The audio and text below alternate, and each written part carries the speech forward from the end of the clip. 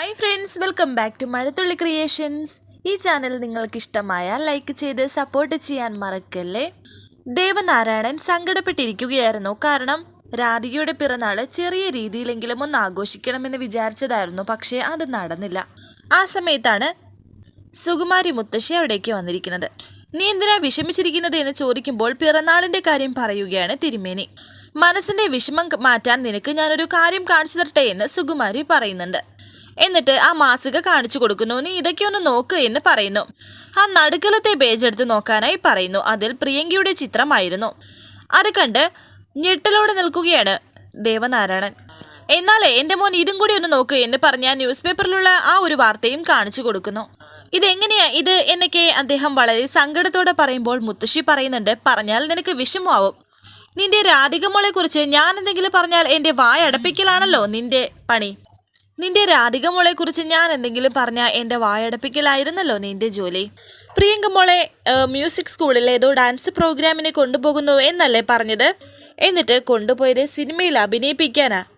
അതെന്തിനാണെന്ന് തിരിച്ചറിയാനുള്ള ബോധം ഉണ്ടോ നിനക്ക്? പ്രിയങ്ക മോളെ സിനിമയിൽ അഭിനയിച്ചാൽ നീ വെറുക്കും, കണിമംഗലത്തുകാരും വെറുക്കും. അങ്ങനെ സ്വന്തം മകളെ മനസ്സിൽ നാട്ടി പായിച്ചിട്ട് അവൾക്ക് സ്വന്തം മകളായി നിന്റെ മനസ്സിൽ നിൽക്കണം. അതിനുവേണ്ടി ചെയ്തതാണ് അവള്. ഇത് പറയുമ്പോൾ രാധികയെ തിരുമേനി വിളിക്കുന്നുണ്ട്. കരഞ്ഞ് കണ്ണുനീര് കാണിക്കുമ്പോൾ ചോദിക്കാനുള്ള ചോദ്യം മറന്നു പോവരുത്. പ്രിയങ്കയുടെ ജീവിതം തകർക്കാനുള്ള കാര്യങ്ങൾ ഇന്നോ ഇന്നലെയോ തുടങ്ങിയതല്ല അവള്. അവളെ കൊണ്ട് മാത്രമാണ് കണിമംഗലത്ത് പ്രിയങ്കയുടെ സ്വസ്ഥത നഷ്ടപ്പെട്ടത്. രാധിക ഒന്നുകൂടി ദേഷ്യത്തോടെ തിരുമേനി വിളിക്കുമ്പോൾ അവിടേക്ക് ഓടിയെത്തിയിരിക്കുകയാണ് രാധിക. കൂടെ യശോദയും വന്നു. എന്താണെന്ന് ചോദിക്കുന്നുണ്ട് യശോദ. ഇതെന്താ ഈ കാണുന്നത് എന്ന് പറഞ്ഞ ആ മാസിക രാധികയെ കാണിക്കുകയാണ് തിരുമേനി. അത് കണ്ട് രാധികയും ടെൻഷനാകുന്നു. രാധിക ഒന്നും മിണ്ടാത്തത് കൊണ്ട് തന്നെ അദ്ദേഹം വീണ്ടും ചോദിക്കുന്നു, നിന്നോട് ചോദിച്ചത് കേട്ടില്ലേ? പ്രിയങ്ക മോളെയും കൂട്ടി നീ മ്യൂസിക് സ്കൂളിൽ എന്തെങ്കിലും പ്രോഗ്രാം ചെയ്യുന്നുണ്ടോ ഉണ്ടോ എന്ന് വീണ്ടും ചോദിക്കുന്നു. ഇല്ലെന്ന് രാധിക. എന്താ ഇവരുടെ കാര്യമെന്ന് യശോദ പറയുമ്പോൾ അത് രാധികയുടെ കയ്യിൽ നിന്നും വളരെ ദേഷ്യത്തോടെ വാങ്ങിച്ചിട്ട് യശോദയുടെ കാൽക്കൽ ഇട്ട് കൊടുക്കുകയാണ്. യശോദ അതെടുത്ത് നോക്കുമ്പോൾ പ്രിയങ്കയുടെ ചിത്രം കണ്ടു. യശോദയും അത് കണ്ട് ടെൻഷനായി. മ്യൂസിക് സ്കൂളിൽ ആ ഒരു പ്രോഗ്രാം നടക്കുന്നില്ലെങ്കിൽ പിന്നെ പ്രിയങ്ക മോളെയും കൂട്ടി എന്നോട് നീ അനുവാദം ചോദിക്കാൻ വന്നത് എന്തിനാ? അവളെ സിനിമയിൽ അഭിനയിപ്പിക്കാനല്ലേ? അത്തരം കാര്യങ്ങൾ ഇനി വേണ്ടെന്ന് അച്ഛൻ പറഞ്ഞതല്ലേ, പിന്നെ വേണ്ട എന്തിനാ ചെയ്തത്? ചോദിക്കങ്ങോട്ട്, നീ തന്നെ ചോദിക്കു ദേവ, നിനക്കാണ് അവളുടെ കയ്യിൽ നിന്ന് കൂലി കിട്ടേണ്ടത് എന്ന് മുത്തശ്ശി പറയുമ്പോൾ രാധിക പറയുന്നുണ്ട്, പ്രിയങ്ക വലിയ ആഗ്രഹമായി പറഞ്ഞപ്പോൾ. അപ്പോൾ എന്നോട് നിനക്ക് കടമയില്ല അല്ലേ? എൻ്റെ വിശ്വാസങ്ങളെ നീ തകർക്കുകയാണ് അല്ലേ എന്നെ തിരുമേനി. ഇത് കേട്ട് മുത്തശ്ശി പറയുന്നുണ്ട്, ദേവ എല്ലാം ഇവളുടെ അടവാണ്. നമ്മൾ എല്ലാവരും കൂടി പറഞ്ഞപ്പോൾ പ്രിയങ്ക എല്ലാം മതിയാക്കി വെച്ചതാണ്. പക്ഷെ ഇവള് നിർബന്ധിച്ച് കാണും. അല്ല മുത്തശ്ശി, ഞാൻ നിർബന്ധിച്ചിട്ടില്ല. അവള് കരഞ്ഞ് എൻ്റെ കാല് പിടിച്ചപ്പോൾ എന്നൊക്കെ ഇങ്ങനെ രാധിക പറയുന്നു. എന്നാ പിന്നെ അതറിയണമല്ലോ, ഞാൻ പ്രിയങ്ക മോളെ വിളിക്കാം എന്ന് പറഞ്ഞ് മുത്തശ്ശി പ്രിയങ്കയെ വിളിക്കുന്നു. അവരുടെ മുന്നിൽ വെച്ച് നെഞ്ചിൽ തന്നെ കുത്തി കളഞ്ഞല്ലോടി മോളെ എന്ന് രാധികയോട് തിരുമേനി പറയുന്നുണ്ട്. സ്പീക്കറിലിട്ട് വിളിക്കുകയാണ് മുത്തശ്ശി പ്രിയങ്കയെ. ഞാൻ നിന്റെ അച്ഛനെ കൊടുക്കാം, അച്ഛനെ നിന്നോടെന്തോ ചോദിക്കാനുണ്ടെന്ന് പറയുന്നുണ്ട്. അങ്ങനെ തിരുമേനി സംസാരിക്കുന്നുണ്ട് പ്രിയങ്കയുടെ ഫോണിൽ. നീ സിനിമയിൽ അഭിനയിച്ചോ എന്ന് ചോദിക്കുന്നു. നീ സിനിമയിൽ അഭിനയിക്കാൻ പോയിരുന്നോ എന്ന് ചോദിക്കുമ്പോൾ പോയിരുന്നു എന്ന് പ്രിയങ്ക പറയുന്നുണ്ട്. ഞാനത് വിലക്കിയതല്ലേ, ഞാൻ പോകുന്നില്ലെന്ന് തീരുമാനിച്ചതാ, പക്ഷേ ചേച്ചി എന്നെ നിർബന്ധിച്ചു എന്ന് പ്രിയങ്ക. ഇത് കേട്ട് രാധിക ഞെട്ടി. അച്ഛനോടും അമ്മയോടും പറയണമെന്ന് ഞാൻ പറഞ്ഞതാ, പക്ഷേ ചേച്ചി പറഞ്ഞു അതിൻ്റെ ഒന്നും ആവശ്യമില്ലെന്ന്. നീ വലിയ ആളായി കഴിയുമ്പോൾ അവര് നിന്റെ പിന്നാലെ വന്നോളൂ എന്നാ ചേച്ചി പറഞ്ഞത്. അങ്ങനെയൊന്നും അല്ല പ്രിയ പറയുന്നത്, സത്യം അല്ല അച്ഛാ എന്ന് രാധിക പറയുമ്പോൾ പ്രിയങ്ക പറയുന്നു, ഞാൻ പറയുന്നത് സത്യമാണ് അച്ഛാ. ഇവിടെ കണിമംഗലത്ത് പോലും ആരോടും പറയണ്ടെന്നാ ചേച്ചി പറഞ്ഞത്. എന്നോട് ക്ഷമിക്കണോ അച്ഛാ, ഞാൻ കരുതിയത് എപ്പോഴെങ്കിലും അച്ഛനോട് ചേച്ചി പറഞ്ഞിട്ടുണ്ടാവുമെന്നാ. നീ ഫോൺ വെച്ചോ എന്ന് പറഞ്ഞ് തിരുമേനി ഫോൺ വെക്കാനായി പറയുമ്പോൾ സന്തോഷത്തോടെ ഫോൺ വെക്കുകയാണ് പ്രിയങ്ക. കേട്ടില്ലേ, ഇവളാരെയും അറിയിച്ചിട്ടില്ല. അവള് ജീവിക്കുന്ന കണിമംഗലത്തെയും ആരും അറിയിച്ചിട്ടില്ല. അപ്പോൾ പിന്നെ ഇവളുടെ ഉദ്ദേശം എന്താ? യശോദയും ഇത് വിശ്വസിച്ചിരിക്കുകയാണ്. യശോദ രാധികയോട് ദേഷ്യത്തോടെ ചോദിക്കുന്നു, എന്താണ് നീ കാണിച്ചത്, എന്താ കാണിച്ചത് എന്ന്. മുത്തശ്ശി പറയുന്നത് സത്യമാണോ? പ്രിയങ്കയെ കണിമംഗലത്ത് നിറക്കാനാണോ നീ നോക്കിയത്? എനിക്കിനി ഒരു വിശദീകരണവും കേൾക്കണ്ട. എനിക്ക് ആരുടെയും വിശദീകരണവും ആവശ്യമില്ല.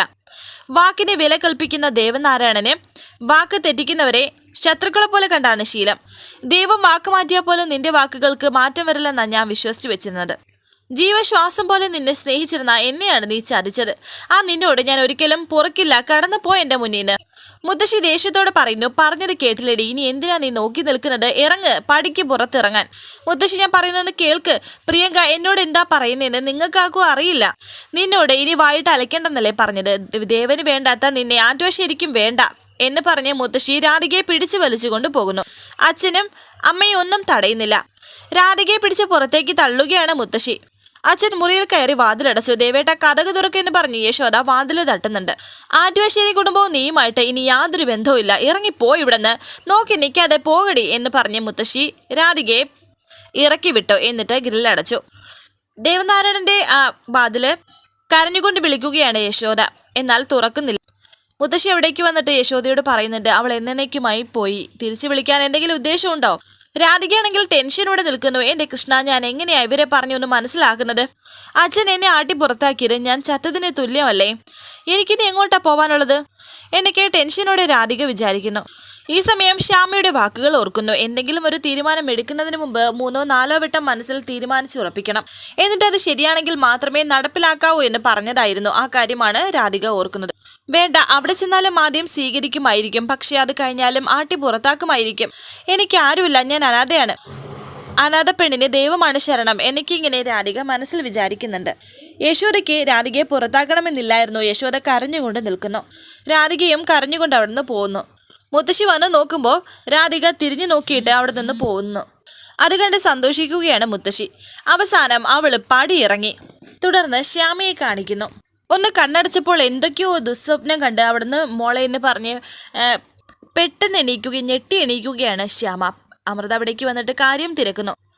പറ്റുന്നില്ല ചേച്ചി, പറ്റുന്നില്ല ഏട്ടത്തി, കണ്ണൊന്ന് അടയ്ക്കുമ്പോൾ 1000 ദുസ്വപ്നങ്ങളാണ്. മോൾക്ക് എന്തോ സംഭവിച്ചതുപോലെ ആരോ പറയുന്നത് പോലെ. അവൾ സ്കൂളിലും വന്നില്ല. അവളുടെ പിറന്നാൾ ആഘോഷിക്കാൻ ഒരുക്കി വെച്ചതൊക്കെ എല്ലാം പോയി. ഏടത്തി വിളിച്ചു നോക്കിയായിരുന്നു എന്ന് ചോദിക്കുമ്പോൾ അമൃത പറയുന്നുണ്ട്, സന്ധ്യയ്ക്ക് മുന്നേ ഞാൻ വിളിച്ചു നോക്കിയായിരുന്നു, അപ്പോഴും സ്വിച്ച് ഓഫ് ആണ്. ഇപ്പോൾ ഒന്ന് വിളിക്കാനായി പറയുന്നുണ്ട് ശ്യാമ. അമൃത വിളിച്ചു നോക്കുന്നു. എന്നാൽ റിങ് ചെയ്യുന്നുണ്ട്. മുത്തശ്ശി കാണുന്നു. ആ കോൾ മുത്തശ്ശിയാണ് ഫോൺ എടുത്തത്. ഇതാരാ സംസാരിക്കുന്നത് എന്ന് അമൃത പറയുമ്പോൾ മുത്തശ്ശി ദേഷ്യത്തോടെ പറയുന്നു, ഇങ്ങോട്ട് വിളിച്ചിട്ട് ഞാൻ ആരാണെന്നോ? നീ ആരാ? എൻ്റെ പേര് അമൃത. ഞാൻ മ്യൂസിക് സ്കൂളിൽ നിന്നാണ് വിളിക്കുന്നത്. ഈ മ്യൂസിക് സ്കൂളിൽ പകലും രാത്രിയൊന്നും ഇല്ലയോ? ഏതു നേരവും തുറന്നു വെച്ചിരിക്കുകയാണോ? രാധിക എവിടെ? രാധികയ്ക്ക് ഒന്ന് ഫോൺ കൊടുക്കാമോ? ഫിദ മേഡത്തിന് സംസാരിക്കാനായിട്ടാണ്. അങ്ങനെ ശ്യാമ മുത്തശ്ശിയോട് സംസാരിക്കുന്നു. എന്താ എന്ന് ദേഷ്യത്തോടെ ചോദിക്കുമ്പോൾ ശ്യാമ പറയുന്നു, രാധിക ഇന്ന് മുഴുവനും ഞാൻ ഫോണിൽ വിളിക്കുന്നുണ്ടായിരുന്നു, പക്ഷേ കിട്ടിയില്ല. രാധികയ്ക്ക് ഒന്ന് ഫോൺ കൊടുക്കുമോ? ഫിദ മേഡോ എന്ന് പറഞ്ഞാൽ മതി. ഇത് കേട്ട് ദേഷ്യത്തോടെ മുത്തശ്ശി പറയുന്നു, ഏത് മേഡോ ആയാലും ഇടവോ ആണെങ്കിലും ശരി, അവൾ കിടന്നുറങ്ങുവാണ്. പാതിരാക്കി വിളിച്ച് എഴുന്നേൽപ്പിക്കാനും ഫോൺ കൊടുക്കാനും എനിക്ക് കഴിയില്ല. ഇത് ആറ്റുവാശ്ശേരിയിലെ മുത്തശ്ശിയാണോ അതോ കണിമംഗലത്തെ മുത്തശ്ശിയാണോ എന്ന് ചോദിക്കുന്നു. ഞാൻ ആറ്റുവാശ്ശേരിയിലാണ്. പേരറിയണമെങ്കിൽ ഞാൻ സുകുമാരിയമ്മ. ഇനി എന്തെങ്കിലും അറിയാനുണ്ടോ എന്ന് ദേഷ്യത്തോടെ പറയുന്നു. എനിക്ക് രാധികയോട് സംസാരിച്ചേ പറ്റൂ എന്ന് ദേഷ്യത്തോടെ അവർ പറയുമ്പോൾ ശ്യാമ പറയുമ്പോൾ മുത്തശ്ശി പറയുന്നു, നിങ്ങളെന്താ എന്നോട് കൽപ്പിക്കുകയാണോ? ഫോൺ കൊടുക്കാൻ പറ്റില്ലെന്ന് പറഞ്ഞാൽ പറ്റില്ല. ഇനി ഇത് പറഞ്ഞ് ഈ ഫോണിലേക്ക് മേലാ വിളിച്ചു പോകരുത് എന്ന് പറഞ്ഞ് മുത്തശ്ശി ഫോൺ വെച്ചു. ഫോൺ എടുത്തത് ആറ്റുവശ്ശേരിയിലെ മുത്തശ്ശിയാണ്. അവരുടെ സംസാരം കേട്ടാൽ അറിയാം അവിടെ എന്തോ പ്രശ്നം നടന്നിട്ടുണ്ടെന്ന്. രാധികയോട് സംസാരിക്കാൻ പറഞ്ഞപ്പോൾ അത് വിളിക്കാൻ കഴിയില്ലെന്ന് തീർച്ച പറഞ്ഞിരിക്കുകയാണ്. ശ്യാമ ഇതുവരെ സംശയിച്ചതിൽ എന്തോ കാരണമുണ്ടെന്ന് അമൃത. ഉണ്ടേട്ടത്തി, രാവിലെ അഖിൽ സാറ് ശകനം കാണിച്ചു തന്നപ്പോഴേ ഞാൻ പറഞ്ഞതല്ലേ, നമുക്ക് അങ്ങോട്ട് നേരെ ചെന്നാലോ ആറ്റുവശ്ശേരിയിലേക്ക്? വേണ്ട ശ്യാമേ, ഫോണിലൂടെ ഇത്രയും അധിക്ഷേപിക്കുന്ന ആൾക്ക് ഇനി എന്താണ് ചെയ്യുന്നതെന്ന് അറിയില്ലല്ലോ. രാധിക മോള് വിളിക്കുമെന്ന് നമുക്ക് നോക്കാം, അതുവരെ ക്ഷമിക്കാം എന്ന് അമൃത പറയുന്നുണ്ട്. ടെൻഷനോടെ ശ്യാമ ഇരിക്കുന്നു. ഒരു കുഴപ്പം ഉണ്ടാവില്ല, രാധിക മോള് ശ്യാമയുടെ അരികിൽ തന്നെ വരും എന്ന് അമൃതയും പറയുന്നു. പിന്നീട് കാണിക്കുന്നത് രാവിലെ ആയിരിക്കുന്നുണ്ട്. ക്ഷേത്രമുറ്റത്ത് ഉറങ്ങിക്കിടക്കുന്ന രാധികയെ കാണിക്കുന്നു. രാധിക ഇപ്പോൾ ഉണരുകയാണ്. അവിടെ ആളുകളൊക്കെ വന്നു പോകുന്നുണ്ട്. വരുന്നവരെല്ലാം രാധികയെ ശ്രദ്ധിക്കുന്നു. ഉണർന്ന ശേഷം രാധിക വിചാരിക്കുന്നു, ഞാനെങ്ങനെയാ ഇവിടെ എത്തിയത്? എന്നിട്ട് അവിടുന്ന് പുറത്തേക്ക് ഇറങ്ങി നടക്കുന്നു. അപ്പോഴാണ് ഐശ്വര്യ അതുവഴി വരുന്നത്. അവൾ എങ്ങും പോയിട്ടില്ല, വരുന്ന വരവ് കണ്ടില്ലേ എന്നൊക്കെ പറയുന്നു. അവൾ തനിച്ചാണെന്ന് സോണിയ. ഐശ്വര്യ പറയുന്നു, സോണിയ, അവൾ എത്ര ബഹളം വെച്ചാലും അവളെ നമുക്ക് കൊണ്ടുപോയേ പറ്റൂ. എനിക്ക് ആവശ്യമായ എല്ലാ പ്രമാണത്തിലും അവളെ കൊണ്ട് ഒപ്പിട്ട് വാങ്ങിപ്പിക്കണം. മേഡം, ഞാൻ ശ്യാമ മേഡത്തിന്റെ സ്റ്റാഫല്ലേ, എന്നെ തിരിച്ചറിഞ്ഞാലോ എന്ന് മാലിനി പറയുമ്പോൾ ഐശ്വര്യ പറയുന്നു, നിന്റെ ശ്യാമ മേഡത്തിന്റെ കയ്യിലുള്ളതെല്ലാം എഴുതി വാങ്ങാനാണ് ഞാൻ പോകുന്നത്. പിന്നെ നീ എന്തിനാ ശ്യാമ മേഡത്തിന്റെ സ്റ്റാഫ് ആകുന്നത്? അവൾ തരുന്നതിന്റെ 10 ഇരട്ടി ശമ്പളം ഞാൻ തരത്തില്ലേ? നിങ്ങൾ ചെല്ലേ എന്ന് പറയുന്നു. അങ്ങനെ അവർ രണ്ടുപേരെയും രാധികയുടെ അരികിലേക്ക് ഐശ്വര്യ പറഞ്ഞയച്ചു. ഐശ്വര്യ മേഡം അവിടെ കാത്തു നിൽക്കുന്നുണ്ട്, നീ ചെന്ന് വണ്ടിയിൽ കയറുന്ന സോണിയ പറയുന്നു. ഒന്നും മിണ്ടാതെ ഒരു ബോധവും ഇല്ലാത്തതുപോലെ പോവുകയാണ് രാധിക. കയറ് എന്ന് പറയുമ്പോൾ ഒന്നും പറയാതെ തന്നെ ആ വണ്ടിയിലേക്ക് കയറിയിരിക്കുകയാണ് രാധിക. വരാനിരിക്കുന്ന പുതുപുത്തൻ എപ്പിസോഡുമായി വീണ്ടും കാണാം. Thank you for watching. Please subscribe, like, share my channel.